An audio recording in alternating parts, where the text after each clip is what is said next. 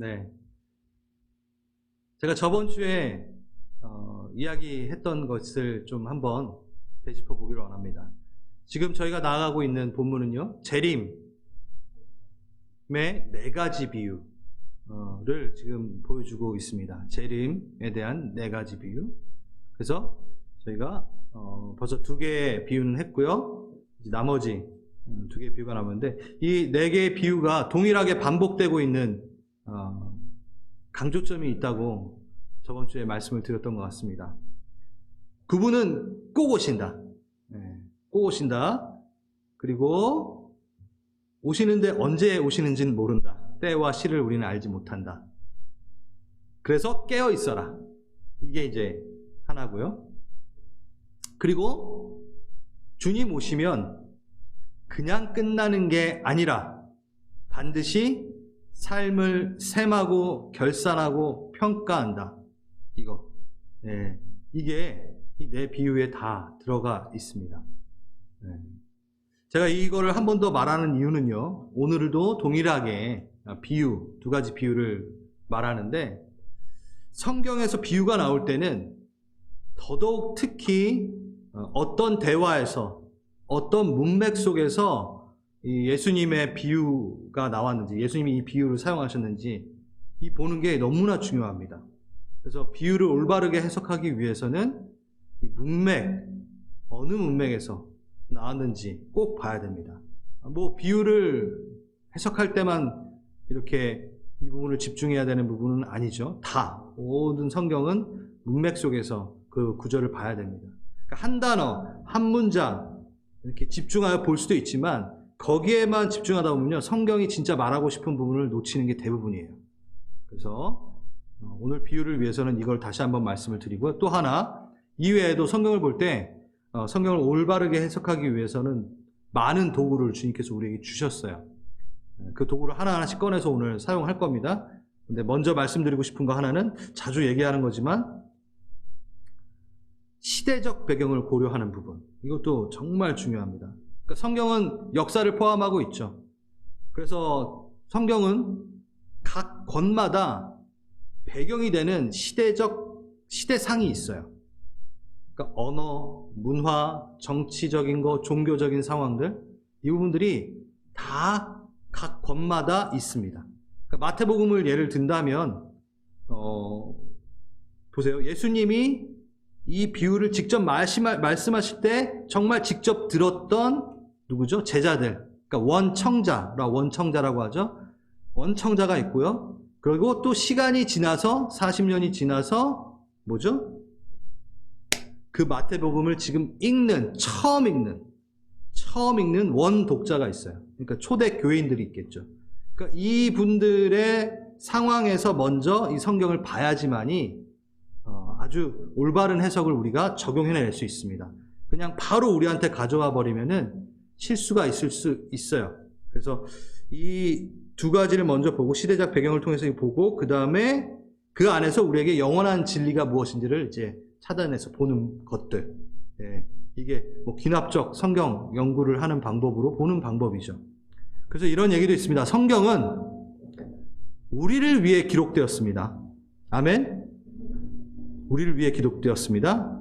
근데 우리에게 먼저 기록된 것은 아닙니다. 무슨 얘기인지 아시겠죠? 먼저 누가? 그때 당시에 읽었던, 그리고 그때 당시에 들었던 사람들에게 먼저 말하여지고 기록되어진 거죠. 그래서 이 부분을 놓치면 시대적인 오만함을 갖고 성경을 보게 돼요. 시대적 오만함. 그거를 오늘 이제 시작하면서 보여드리겠습니다. 어떤 시대적인 오만함으로 우리가 성경을 볼 때 올바른 해석으로 가지 않을 수 있는지를 오늘 달란트 비유에서 좀 쭉 얘기를 하게 될 것 같아요. 그래서 오늘 앞에 이 부분을 얘기를 합니다. 오늘 설교 재밌습니다. 앞에 부분 뭐 시대적 오만함이다, 뭐 원독자 원청자 해가지고 어렵겠다 이렇게 생각하시는데 아니에요. 처음부터 제가 달란트 비유 보겠습니다. 지금 우리에게 우리 이 시대에 달란트라고 하면은 벌써 딱 여러분 뭐가 떠오르시죠? 벌써 교회 오래 다니신 분들은 주일학교 때 나눠줬던 달란트 뭐 이렇게 동전이 생각날 수도 있고, 달란트, 예, 탤런트가 생각나죠 또. 예, 이 달란트가 탤런트, 연예인이 생각날 수도 있어요. 또 우리가 익히 주일학교에서부터 들었기 때문에 재능, 달란트, 재능을 나눠주셨다. 그 능력, 뭐 이렇게 바로 우리는 이해가 될 겁니다. 그래서 교회에서 사역이나 봉사하는 영역에서 이 말을 많이 쓰잖아요. 우리 찬양팀 좀 같이 해요. 그러면 저는 노래하는 데는 달란트가 없어서요. 뭐 이런 식으로 바로 우리가 사용을 하죠. 무엇을 수행하는 능력, 재능을 얘기할 때 우리는 이 얘기를 많이 합니다. 그래서 하나님이 이미 나눠주신 재능을 찾고 자기 분야에서 이윤을 남기고 많은 열매를 드리는, 그렇게 성공하여 이 달란트를 배가시켜가지고 주님께 들려서 영광을 돌리자. 그렇죠. 달란트 비유 항상 우리가 이렇게 설교를 또 들었고 했던 것 같습니다. 맞아요. 이게 틀리다고 절대 얘기하고 싶진 않습니다. 또 주일학교 아이들에게는 아주 좋은 적용점으로 이 부분이 활용되었던 것을 저도 압니다. 그런데 이렇게만 한다면 위에 말한 제가 문맥과 시대적 배경을 확인해서 보는 부분에 있어서 본다면 아무래도 조금 아쉬움이 느껴지는 부분이 많습니다. 자, 먼저 달란트라는 단어는요, 예수님 시대에는 우리가 쓰는 의미로 전혀 사용하지 않았다라는 거예요. 달란트 하면 딱 떠오르는 게 결코 연예인도 아니고 탤런트도 아니고 재능도 아니고 뭐 능력도 아니었어요. 그냥 달란트라고 예수님이 얘기했을 때는 보세요. 15절 한번 보세요. 금 5달란트라고 정확하게 나옵니다. 그 달란트는 원래 무게 단위로서의 연결되어 있는, 달란트는 무게 단위하고 연결되어 있어요. 그래서 음하고 금 같은 그런 가치를 정할 때 쓰는 단위입니다. 그래서 1달란트, 한 달란트가 34kg이에요. 금 34kg. 와우. 네. 그래서 20억 가치. 한 달란트가 얼마요?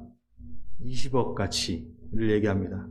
그리고 화폐 단위로 이제 발전이 돼요. 그러면서 탤런트원이라고 해가지고 이 당시에 예수님이 5달란트, 금 5달란트 하면요, 벌써 20억 가치를 생각하고 들었다라는 거예요. 또 1달란트, 그래서 5,000데나리온.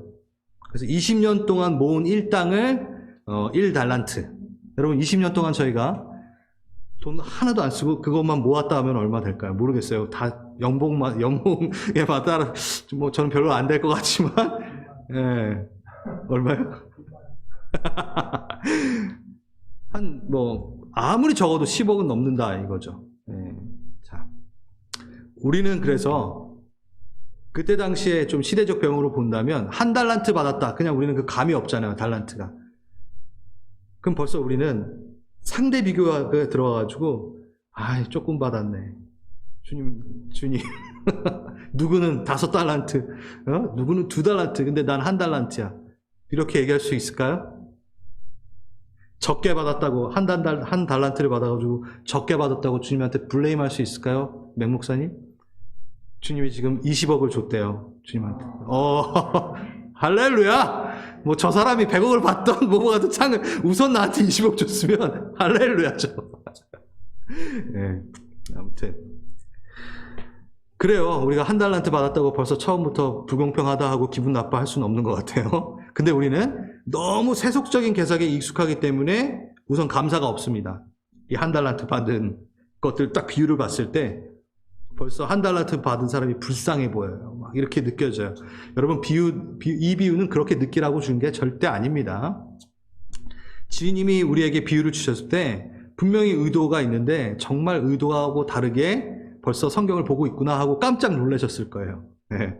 5, 2, 1, 수에 너무 밝아서 그리고 양에 너무 집중하는 우리의 세속적인 관념으로 보니까 우리는 이거에 대해서 벌써 이게 이 말씀의 주요 포인트구나 라고 두고 막 섭섭해하고 벌써 막 이러고 있다는 거죠.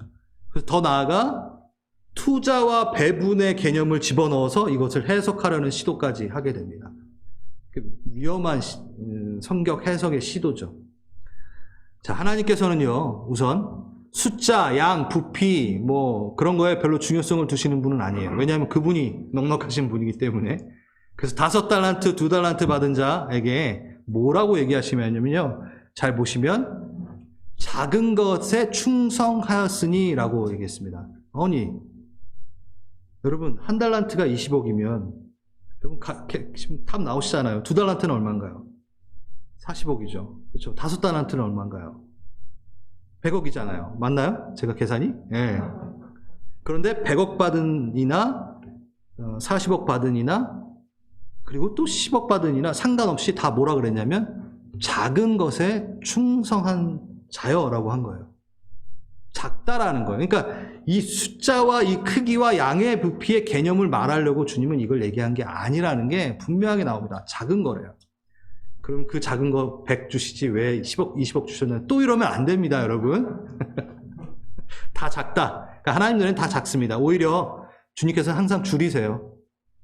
300용사까지 줄이시잖아요. 줄여요. 숫자는 별로 주님에게는 그닥 의미가 없습니다. 여기서 보면 그래서 문맥을 꼭 보라는 겁니다. 우리는 다섯, 둘, 하나 이 세 가지 경우로 생각을 해요. 세 가지의 카테고리가 있다고 생각하는데 전혀 그렇지 않습니다. 두 가지를 대조하고 있습니다. 숫자, 이 개념을 대조하고 있지 않고요. 반응에 대해서 대조를 하고 있는 거예요. 재림에 관한 네 가지 모든 비유에 뭐가 있었죠? 두 가지의 상반된 대조가 계속 나왔습니다. 기름을 준비하지 않은, 기름을 준비한.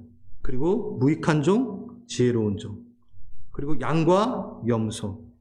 그렇기 때문에 달란트 비유도요. 이 세 가지가 아니라 두 가지를 대조하는 거예요. 그러니까 반응이 뭘 받았던 얼마를 받았던 이게 중요한 게 아니라 하나님께 그것을 받고 맡긴 자로서 책임을 다하는 종 2명 그리고 하나님을 오해하여 대들고 있는 1명.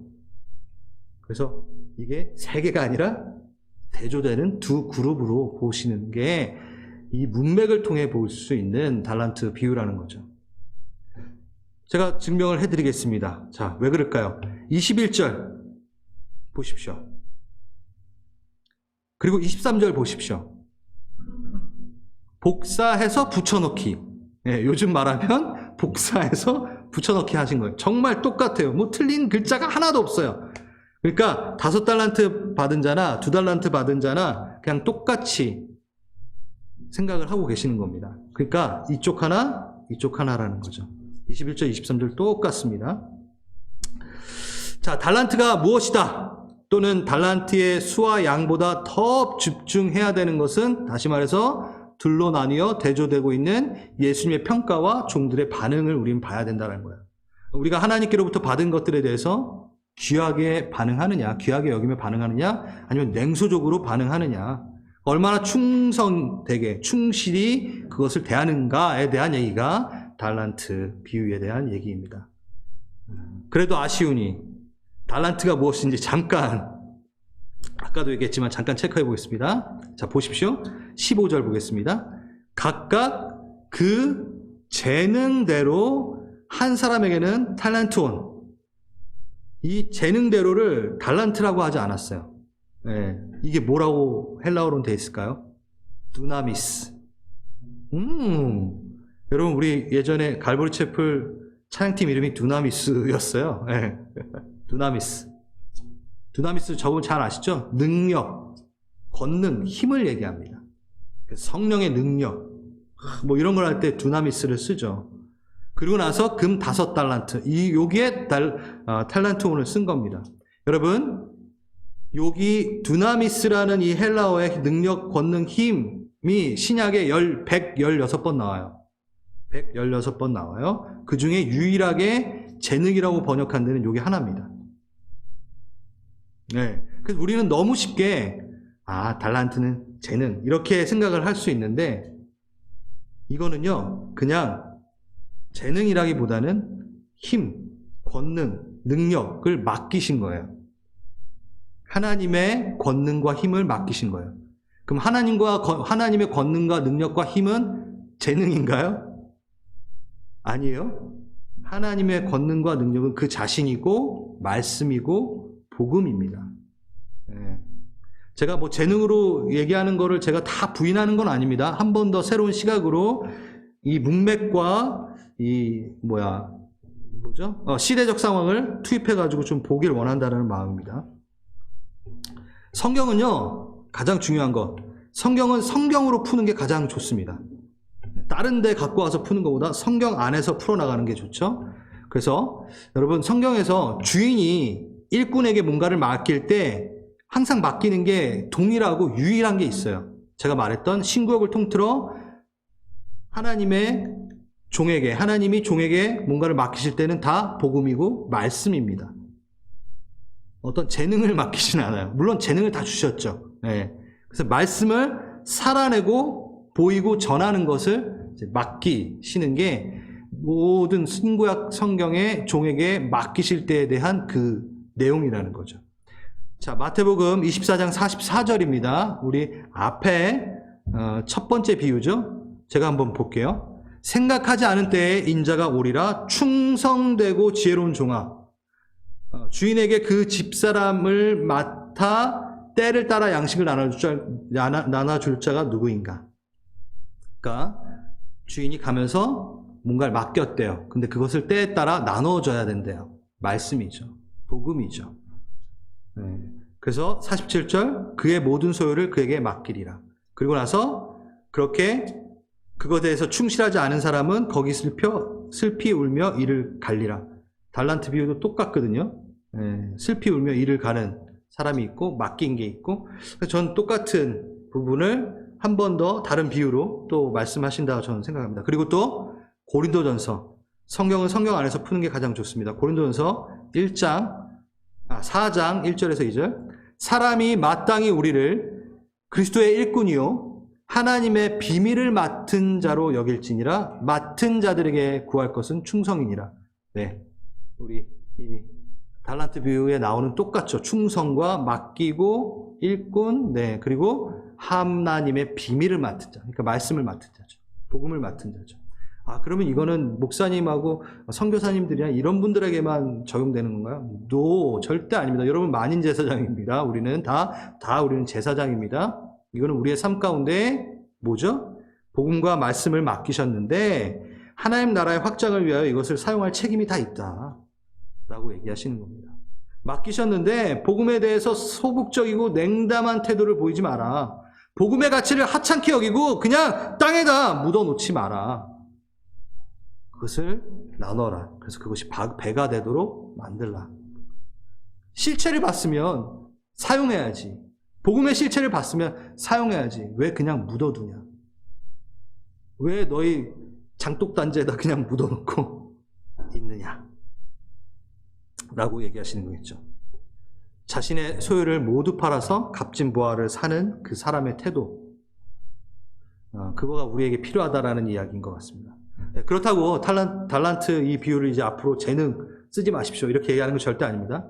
자, 이렇게도 생각하면 됩니다. 다만 달란트 비유를 이렇게 하면 될 것 같아요. 재능만이 아니라 재정, 물질, 건강, 관계들 다 하나님이 우리에게 주셨습니다. 그것을 통해 하나님이 주신 것들이니 내게 아니니 그것을 갖고 하나님 나라를 위해 잘 사용하면 됩니다. 이렇게 또 적용하면 되겠죠. 그래서 잘 보세요. 재능을 줬어요. 물질 줬어요. 건강 줬어요. 관계를 줬어요. 우리에게 주님이. 그거를 하나님 주셨으니까 그냥 나를 위해 잘 사용하지 않으면 되는 거예요. 그러니까 뭐 재능으로 달란트를 비유를 해석을 한다 하더라도 그 재능 갖고 내가 잘나지면 안 되죠. 내가 드러나면 안 되죠. 그 재능을 통해 하나님께 영광을 돌리는 것. 영광을 돌리는 건 하나님의 복음이 드러나도록 나를 사용당하는 것. 그렇죠? 사용케 되는 것. 이렇게 우리가 좀 적용을 하면 좋을 것 같습니다. 자, 제가 지금 별로 중요하지 않다라고 생각하는 거를 계속 얘기했고 정말 이 비유에서 중요하다고 생각하는 부분을 이제부터 얘기하겠습니다. 앞에서 제가 두 가지 대조의 반응이 더 중요하다고 얘기를 했죠. 달란트가 뭔가 보다는.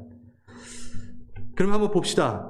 한 달란트 받은 자의 그 반응을 한번 봅시다. 악하고 게으른 종아 이렇게 말씀을 하셨는데 24절 뭐라고 하죠? 당신은 굳은 사람이라 심지 않은 데서 거두는도다. 네. 굳은 사람이래요.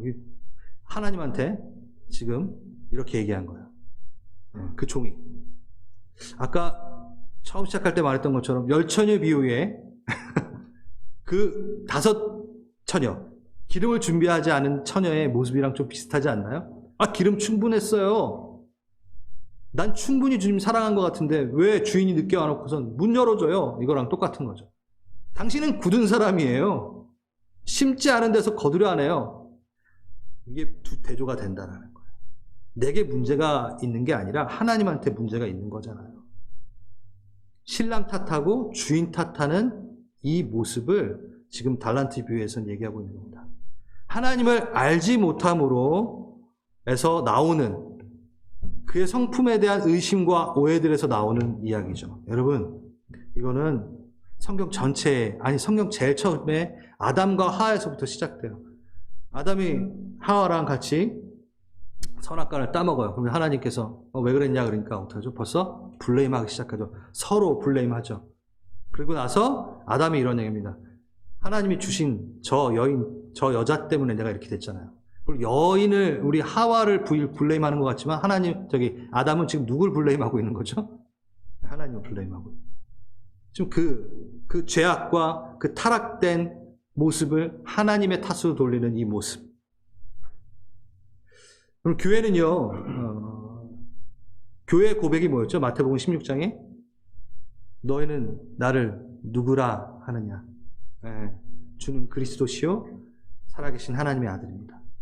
교회는요, 하나님을 정확하게 아는 게 교회입니다. 하나님이 누구신 줄 알고 또 왜 또 오시는지를 알고 이 모든 이 이야기들이 여기에 들어가 있는 거죠. 그래서 천국은 제가 뭐라 그랬죠? 어떠한 물리적인 장소나 어떤 그런 거를 말하지 않고 항상 관계로 표현해낸다고 하잖아요. 그러니까 하나님을 아는 것, 하나님을 잘 아는 것이 바로 교회라는 거죠. 지금 한 달란트 받은 종의 가장 근본적인 문제는 맞습니다. 주인을 잘 모른다라는 것을 지금 이 달란트 비유에서는 얘기하고 있습니다. 한 달란트 준 하나님의 문제가 아니라는 거예요. 제가 이 얘기를 왜 이렇게 좀 하냐면 제가 너무 황당하고도 황당한 이 해석을 한번 봤기 때문에 저희가 이게 너무 이게 인식이 돼서 또 얘기하는 것 같아요. 자, 먼저 수에 너무 밝아서 투자와 분배의 개념으로 이거를 적용하려고 하는 것들 안 됩니다. 그렇게 하지 마십시오. 이거 갖고 풀어가지고 뭐 어디에다 뭐 해가지고 뭐 몇 배를 불리고 그게 하나님의 은혜다. 뭐 이건 정말 제발 그러지 마시고 또 하나 제가 매일 성경이라고 큐티집이 있어요. 한국에서 발행하고 있는 거기 논란이 되고 있는 해석이 있습니다. 아주 논란이 되고 있어요. 논란이 아니죠. 문제가 됐죠. 제가 읽어보겠습니다. 난 달란트, 누가 이렇게 그 본문을 갖고 해석을 해놓은 거예요. 어떤 교수가. 난 달란트 비유에서 실패하고 버림받은 한 달란트 받은 사람을 자주 묵상한다. 능력주의 관점에서는 철저한 패배자로 악하고 게으른 종으로 비난받지만 그는 부당함에 맞선 당당한 을이었을지 모른다. 정말 심각하죠. 실패한 것처럼 보이지만 세상은 그런 실패자들이 모여서 세상을 변하게 시작한다. 예수님의 십자가의 사건도 마찬가지 아닐까요? 아멘. 와, 제가 정말 이렇게 해석을 할 수 있다는 거예요. 좀 황당하죠. 지금 주인을 뭐로 본 거죠? 악한 악덕지주로 본 거예요. 갑이에요. 악한 종을 저항하는 노동자. 여러분, 한국교회가 지금 이 정도입니다. 작용화된 가르침이 지금 여기까지 갔어요. 이게 매일 성경에 나오는 큐티집의 해석에 이게 나왔다는 거예요. 한숨이 나오는데 전 막 가슴이 뛰더라고요. 이걸 보면서 우리 애들 우리 정말 지켜나가야겠다. 자유주의 신학에 물들어 있습니다. 공상주의 사상은 신학을 만나면요, 민중신학, 해방신학 이런 걸 또 변질됩니다. 물론 그게 어떠한 부분에서 사회의 참여에 대한 부분은 저는 부정하는 게 아닙니다. 왜냐하면 양과 염소의 비유에서는 그게 또 하나님께서 우리에게 주문하시는 것들이거든요. 근데 달란트 비유를 지금 이런 식으로, 이게 뭐죠? 제가 왜 화나냐면 우리 하나님을 지금 이렇게 대하고 이런 식으로 지금 묵상하고 있는 거예요. 기독교는요, 주인이 종을 섬긴 유일한 종교입니다. 그 하나님을 악덕지주로 지금 을에 대항하는 노동자, 저항하는 노동자. 하나님 보시면 눈물을 흘리실 것 같아요. 종을 위해 스스로 고난받으시니, 그래서 스스로 종이 되신, 죽임당하신 어린 양입니다.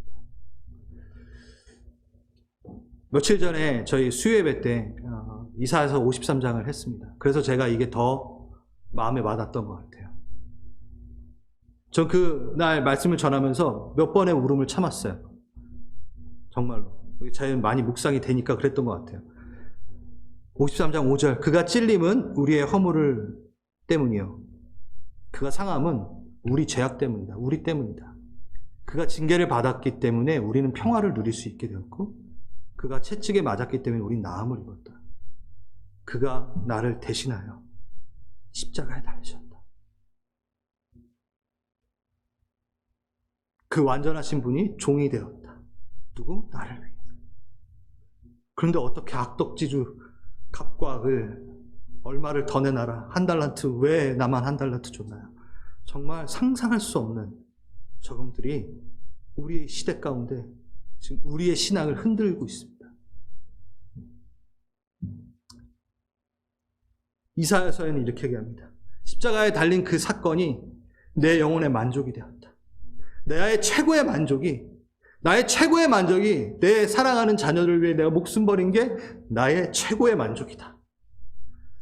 그래서 제가 오늘 찬양 부를 때 너무 부끄럽더라고요. 나의 모습, 나의 소유, 주님께 드립니다. 다 드립니다. 주님 나한테 다 줬는데 난 왜 다 못 드리고 있지? 나의 가장 큰 기쁨입니다. 정말요? 여러분, 정말 주님이 여러분의 가장 큰 기쁨입니까? 우리가 맛있는 것을 먹고, 제가 좀 미안한 말이지만 좋은 집에 살고 좋은 차를 타고, 그게 나쁘다라는 게 아니에요. 그게 나의 가장 큰 기쁨입니까? 그거 할 때 정말 기쁩니까? 그럼 주님을 예배할 때 기쁨은 어디 가셨습니까? 비교가 되십니까? 정말 주님을 예배할 때 여러분 가장 큰 기쁨입니까? 전 많이 넘어진 것 같아요. 많이 못하는 것 같아요.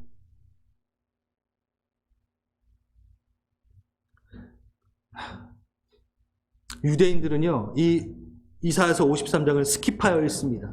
읽질 않아요. 왜? 우리 위대한 하나님이 왜 벌어지지도 못한 이 개와 같은 이방인들을 위해 죽어야만 되는데, 우리 신은 그런 이상한 짓을 한 신이 아니라니까? 종이 돼? 죽어? 왜 그 능력 있는 분이?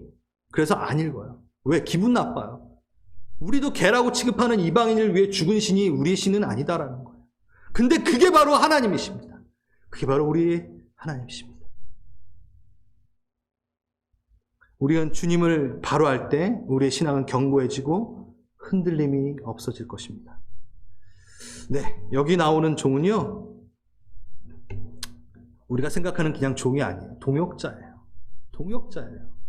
주님이 자신의 일을 위임했다니까요. 다 맡겨. 어떤 주인이 종한테 자기 전 재산 다 막 맡기면서 너 다 관리해, 마음껏 주님이 내 일을 너가 대신해 라고 하나요? 동역자니까요. 기업을 물을 자니까요. 기업을 얻을 후사니까 이걸 했다라는 거죠.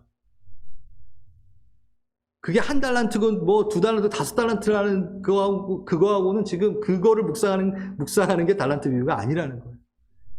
나에게 맡기셨다라는 거. 그리고 주인의 즐거움에 참여하는 자가 되는 겁니다. 읽어보십시오. 주인의 그 즐거움에 참여합니다. 즐겁다니까요. 아유, 주인이 시킨 거 겨우겨우 하는 사람이 아니라 동역자예요. 이거 내 거예요. 다 내가 누릴 거예요. 그러니까 아들이니까 그 일을 하는데 즐거운 거예요. 영원 형제님, 삼성그룹의 아들이었다고 생각해봐요. 삼성의 일을 하게 됐어요. 안 즐거운가요?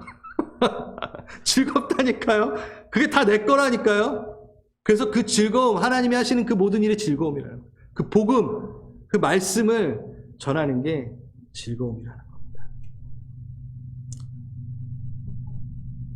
창세기 15장 1절, 아브라함아 두려워하지 말아라. 나는 내 방패요 너의 지극히 큰 상급이라. 내가 너 상급이야. 어떤 요런 그 물질 이런 게 아니라 내 자체가 너한테 큰 상급이야.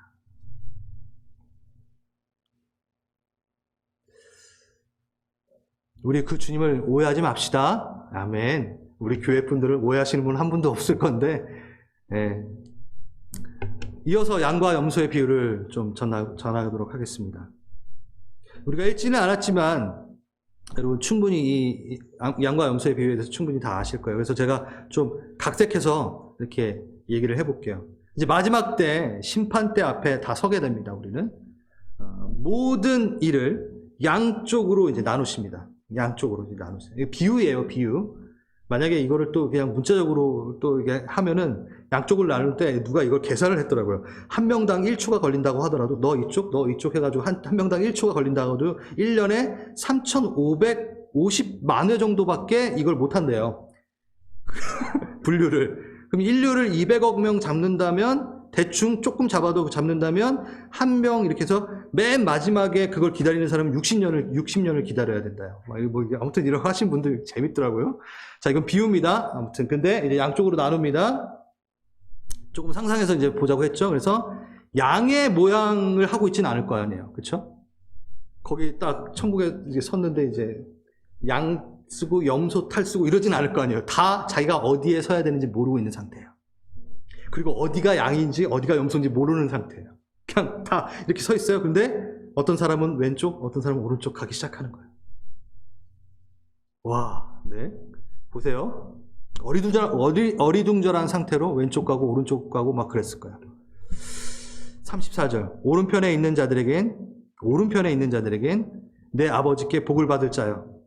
창세로부터 예비된 하나님의 나라를, 예비된 나라를 상속받아라.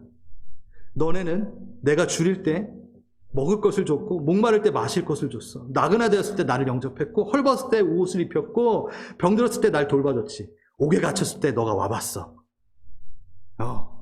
그러면서 예비된 나라를 받아라 라고 얘기합니다. 그러니까 이쪽에 있는 사람들한테 그렇게 얘기하신 거예요. 양 그룹이겠죠. 그러니까. 근데 양인지 염소인지 몰라요. 근데 가만 듣고 보니까 저쪽 부리가 딱 양인 거예요. 그래서 제가 좀 이해하기 쉽게 여기에는 양 집사님이 한 분 계셨고 이쪽에서는 염 집사님이 계세요. 염 집사님. 근데 염 집사님이 가만 듣고 보니까 양 집사님이 계신지는 아직 발견을 못했어요. 자기 쪽에다 그 얘기를 안 하시는 거예요.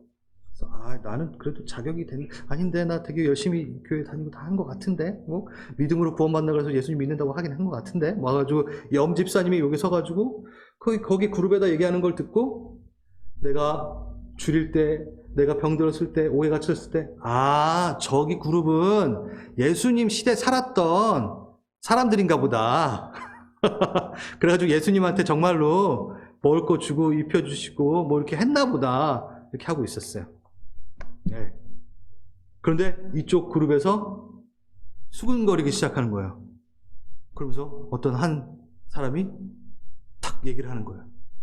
저는 예수님에게 한 번도 먹을 것을 준 적 없고요. 예수님 병들었을 때, 예수님 병들진 않잖아요. 예수님 병들었을 때, 이렇게 돌봐준 적도 없고요. 예수님 옥에 갇혔을 때 한 적이 없는데요? 전 예수님한테 그걸 한 적이 없는데요? 그러니까, 우리 예수님이 뭐라 그러시죠? 지극히 작은 자에게 행한 것이 나에게 행한 거야. 라고 얘기하신 거예요. 와. 가만 보니까, 양집사인 거예요. 염집사님은 등골이 쌓여지기 시작했습니다. 이거 어떡하지? 양집사님은 이 얘기를 듣게 됩니다. 아니라 다를까. 왼편에 있는 자들에게, 염집사님은 왼편에 있는 자들에게 저주를 받을 자들아, 나를 떠나 마귀와 그 사자들을 위하여 예비한 영영한 불에 들어가라. 염집사님은 이렇게 생각합니다. 아니, 이게 무슨 말이야. 선행 때문에 작은 자, 소외된 자, 병든 자, 오해 갇힌 자를 돕는 것으로 구원을 얻었단 말이야? 그럴 줄 알았어. 예수 믿기만 하면 구원받는다더니 내가 속았네. 예수를 주로 고백하면 된다는데 내가 속았네. 완전 망해서 어쩐지 쉽다 했어. 그러게 어떻게 선행을 하지 않고 구원을 얻을 수 있어? 하면서 막 이렇게 땅을 치고 후회합니다. 여러분, 이 이야기가 조금 이상하게 들리셔야 돼요. 맞는 것 같은데요? 이러시면 안 돼요. 오늘 비유는요, 복음주의적 입장에서 볼 때 정말 헷갈리는 비유입니다. 이거는 구원을 얻는 방법을 말하는 비유가 아니기 때문입니다. 지금 여러분 저한테 속으신 거예요. 근데 이 일은 분명히 일어납니다. 근데 이건 구원을 얻기 위한 부분을 지금 얘기하고 있는 비유가 아니라는 거예요. 제가 얘기하겠습니다. 구원을 얻기 위한 방법을 제시하는 비유라면 좀 더 구체적이어야 된다는 거죠. 6가지 선행 중 하나 빼먹으면 어떡합니까, 그러면? 그리고 몇 명을, 몇 번을 이걸 해야 되는지 적어놨어야죠. 아니면 5개 갇힌 자. 그러면 우리는 모두 교도소 사역을 다 해야 돼요. 5개 갇힌 자에게 가서 찾아가 봐야 되니까 우린 온 교회는 교도소 사역을 해야 돼. 이게 나쁘다는 게 절대 아니라 그게 구원의 필수라는 겁니다. 이렇게 하면 안 된다는 거예요. 그래서 또 여기서 헐벗고 병들고 5개 갇힌 분들은 그러면 이분들은 어떻게 구원받나요? 누군가를 도와야 되는데 그분은 또 도울 사람은 본인이 도움받아야 되는데 예? 아니면 이분들은 자동 패스? 너는 불쌍했으니까 그냥 패스? 이건 아니잖아요. 그러니까 이거는 구원에 대한 얘기가 아닙니다. 구원에 대한 것을 구원은요 선행으로 구원받을 수 없습니다. 이걸 헷갈려가지고 또 이걸 행위 구원을 또 여기다 집어넣으면 안 돼요. 오직 예수 그리스도를 주로 신하는 것이 와지 구원받을 수 있는 겁니다. 그건 흔들리지 않습니다. 그런데 이걸 왜 이렇게 얘기하셨는가? 제가 이걸 얘기하고 싶어요. 예수님을 만난 사람은요, 예수님의 놀라운 은혜, 그 십자가의 은혜를 종되어져서 나에게 섬긴 어린 양 대신 그 어린 양 예수를 만나면요, 인생의 가치가 달라지는 삶을 산다라는 거예요. 그 얘기하는 거예요. 반드시 이 삶이 들어가 있어야 된다라는 거예요. 이것이 없다면 깨어라, 다시 돌아봐라, 준비하라, 늦지 않았다라고 얘기하는 거죠. 구원이 늦어. 그게 아니라 너는 지금 하나님의 성품을 닮아 하나님의 나라 가운데 거하는 그 제자의 삶을 살고 있어야 된다라고 얘기하는 거죠. 너가 구원받은 자라서 합당한 삶을 살고 있는지 돌아보아라 라고 얘기하는 거죠. 그래서 역설적이지만 저는 이 비유는 또다시 실제 일어날 일이라고도 분명히 믿습니다. 그렇게 일어날 거예요. 셈하고 결산할 거예요. 뭐를? 우리의 행위 또한 셈하고 결산을 하실 겁니다. 근데 이거를 구원받는 조건으로는 결산하시지 않으실 거예요. 여러분 좀 어려우신가요? 그럼 다시 한번 몇 주 전에 제가 했던 구원의 확신은 무엇인가를 다시 보십시오. 저번 주도 이 말을 했는데 네, 양과 염소의 비유는요, 현대 기독교에 더욱더 강조돼야 되는 말씀이라고 저는 생각합니다. 구원을 얻는 방법을 가르치는 것이 아니기 때문에 너무나 무시되어 오는 말씀이죠.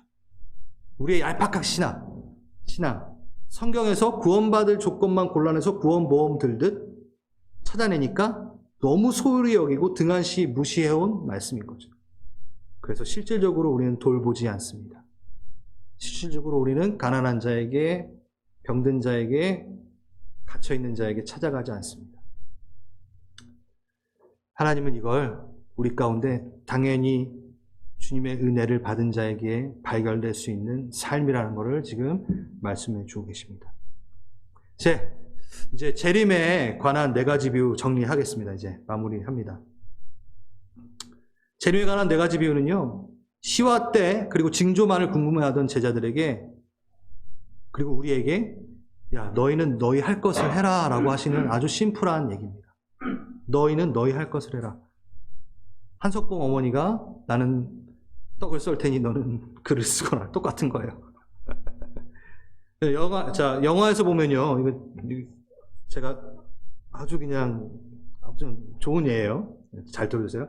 영화에서 보면 시한폭탄을 처리하는 긴박한 상황을 자주 연출되는 걸 봅니다. 그렇죠? 시한폭탄이 초가 이렇게 시계도 보여주고 아니면 짝깍짝깍짝깍 이렇게 하면서 주인공이 그것을 멈추게 하려고 되게 애를 쓰죠. 안 터질 것을 우리는 알지만, 주인공이 터져 죽지 않을 건 알지만 긴장해서 같이 봅니다. 그 시간이 임박해 올수록 긴장이 더해지죠. 그래서 빨간 선을 자를 것인가, 초록 선을 자를 것인가, 노란 선을 자를 것인가, 시간이 째깍째깍 계속해서 편집해서 보여줍니다. 오버랩해서 보여줍니다. 시간은 가고 째깍째깍하고 땀을 흘리고 막 그렇게 합니다. 겨우 1초 남겨놓고 탁 자릅니다. 안도합니다. 자, 이거는 뭐랑 싸우냐면요, 폭탄하고 싸우는 것 같지만 시간하고 싸우는 것을 부각되어 보이는 겁니다. 시간과 싸우는 것. 그런데 만약에 이 시한폭탄이라고 경고는 받았는데 시한폭탄의 시간이라든가 이런 초침 소리가 하나도 안 들려요. 상상을 해보세요. 그냥 폭탄하고 나만 있는 거예요. 시간은 전혀 짝깍짝깍짝깍짝 되지 않습니다. 나오지도 않습니다. 근데 시한폭탄이래요.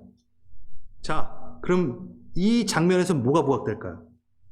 그때는요, 맡겨진 사명이 부각됩니다. 이거를 빨리 터지지 않게끔 해야지. 시간이 부각되는 게 아니라 사명이 부각되고, 또 이 사명을 다해 싸우는 그 사람의 태도가 더 부각이 됩니다. 자, 제가 이 얘기를 왜 할까요? 긴장을 놓치지 않고 사명을 다하고 신중하게 정성을 다해 싸우는 이 싸움이 부각돼야 된다는 거. 재림에 대한 이유. 우린 시간과 싸우면 안 됩니다. 그래서 시간과 싸우는 게 아니라 우린 사명과 싸워야 돼요.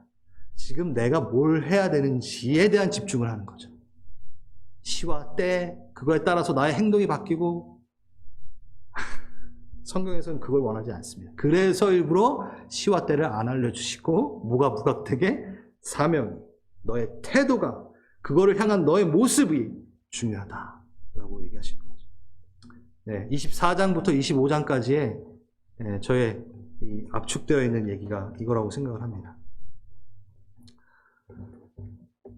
순간순간 소중히 여기며 맡겨진 부분에 정성을 다하는 모든 비유가 그거죠.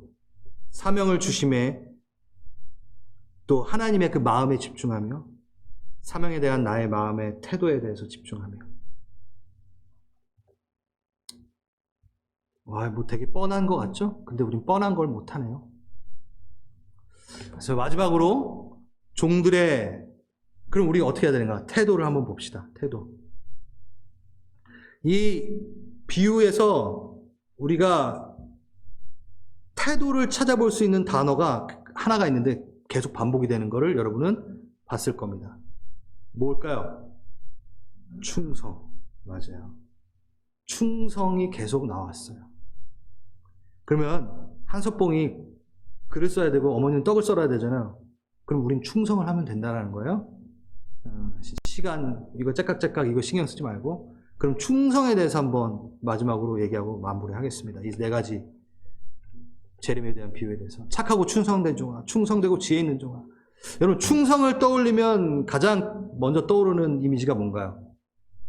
요즘 충성이라는 단어를 쓰는 그룹이 상하관계가 분명한 데는 어딘가 군대 정도겠죠. 그래서 충성하면 이제 군대가 떠오르겠죠.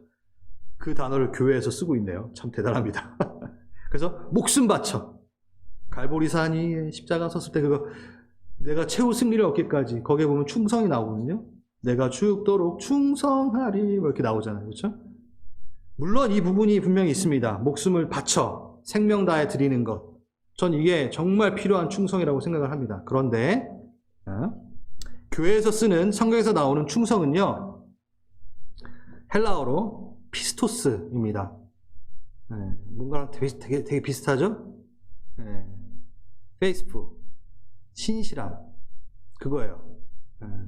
그러니까 우리가 좀 한국적인 어떤 문화적인 것 안에 충성, 그러니까 대부분 군대를 다 또 남성분들 갔다 오셨으니까 이게 좀 부각이 되는데, 성경 안에서는요, 뭐라면 신실함에 대한 부분이 좀 더 부각되어 있는 게 충성이라는 단어입니다.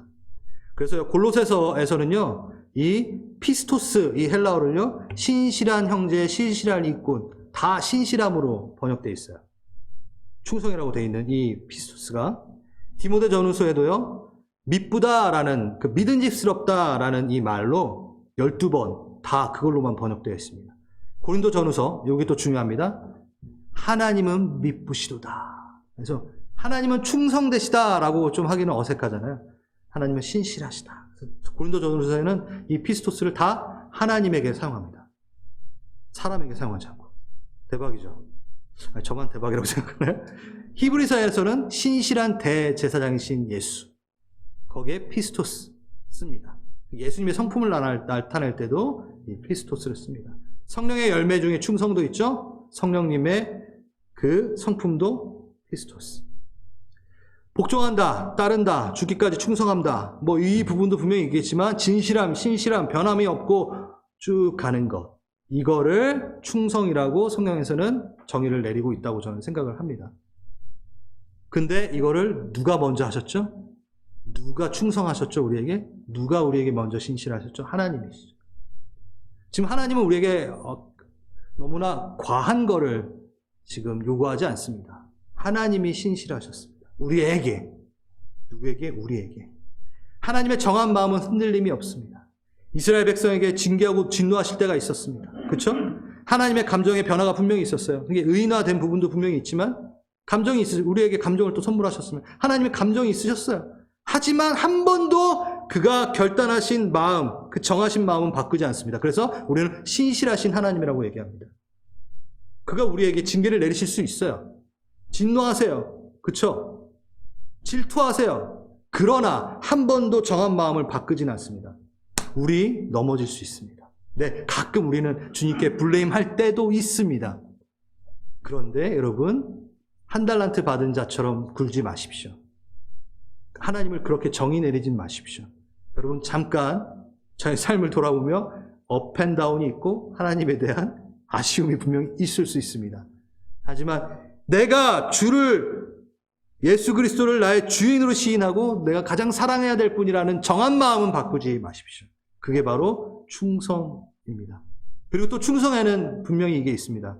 꾸준함과 신실함 속에 꼭 포함되어야 되는 게 있습니다. 열정입니다. 여러분 보세요. 주님이 우리를 구원하시기 위해서 이제 작정하셨을 때 열심을 내 열정을 다해 하시는 게 있습니다. 그런데 주님이 얘네들 마지못해 내가 그냥 사랑하고 내가 약속은 했으니까 구원해 줄게. 이게 하나님의 신실하심인가요? 절대 그렇게 안 느껴지잖아요. 그렇죠? 예를 들어서 제가 우리 아내랑 이제 마지막에 이제 정말 노부부가 되어서 사람들이 물어봅니다. 참 목사님은 아내에게 신실하게 사랑하셨죠? 그랬을 때 제가 결혼했으니까 마지못해 살았죠. 이러면 신실해 보이나요? 열정이 하나도 없이? 아니잖아요. 그렇죠? 신실함은요, 그냥 꾸준하고, 그냥 정한 마음을 갖고 그냥 꾸준하게 있는 게 아닙니다. 그 안에 뭐가 꼭 포함되어야 되냐면, 열정이 들어가야 돼야지 그것이 신실함을 얘기합니다. 그래서 충성이라는 단어가 지금 우리가 쓰는 그 단어랑 섞여야 된다고 생각합니다. 열정이 없이 신실함이 있을 수는 없습니다. 그건 신실함이라고 표현할 수 없습니다. 마지못해 주님이 우리를 구원하시지 않았습니다. 자기의 영혼이 만족될 때까지 모든 걸 버리면서 그 열정으로 만족하신대요. 내가 태초부터 계획했던 이것을 이룬 게, 십자가를 이룬 게 만족이다 라고 하시는 그 열정이 우리 하나님의 열정이었습니다. 그럼 우리도 이제 열정을 내요. 신실하게 그분을 따라갑시다. 우리에겐 그 신실함이 없습니다. 하나님의 신실함이 우리를 끌고 갑니다. 그래서 그 신실함을 쫓아 우리가 정한 아버지에게 정한 마음을 드렸던 거를 열정을 다하여 다시 올려드립시다. 아멘. 네, 오늘 말씀을 마칩니다. 우리 다 함께 일어나셔서 우리 기도했으면 좋겠습니다.